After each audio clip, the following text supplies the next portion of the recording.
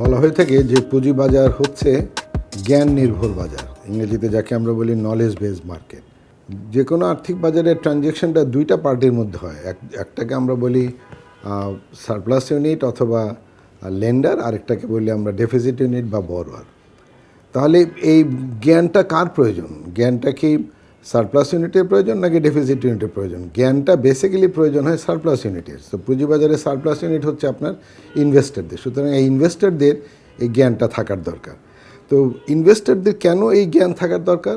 কারণ পুঁজিবাজারের আর্থিক লেনদেনের যে ধরন ডিরেক্ট, আর ব্যাংকিং বাজারেরটা হচ্ছে বা ব্যাংকিং মার্কেটটা হচ্ছে আপনার ইনডিরেক্ট।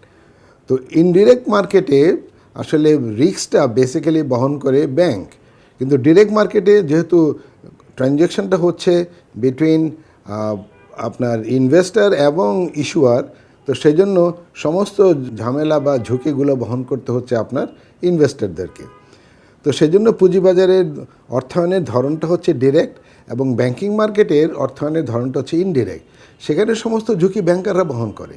সেজন্য সেখানে আপনার যারা নাকি ডিপোজিটর বা যারা সেখানে আপনার সারপ্লাস ইউনিট, সেখানে তাদের অত নলেজের দরকার হয় না। কিন্তু পুঁজিবাজারে যারা নাকি সারপ্লাস ইউনিট বা ইনভেস্টার, কারণ যেহেতু তাদের দুইজনের মাঝখানে আর কোনো ইন্টারমিডিয়ারি নাই, সেই জন্য তাদেরকে সমস্ত নলেজ তাদেরকে জানতে হয় বা তাদেরকে করায়ত্ত করতে হয়। এবং শুধু নলেজটাই না, এবং এর যে যত ঝুঁকিগুলো আছে, আলটিমেটলি সেই ঝুঁকিগুলোও আপনার সারপ্লাস ইউনিটকে বহন করতে হয়।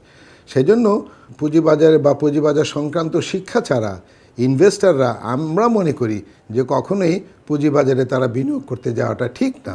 তারা যে কোনো সময় ঝুঁকির মুখে পড়তে পারে, কারণ এই সমস্ত তার নলেজ যদি না থাকে সে আর্থিক ক্ষতির সম্মুখীন হবে, বা নলেজ থাকার পরেও ঝুঁকিগুলো সম্বন্ধে যদি সে ঠিকমতো না বুঝে।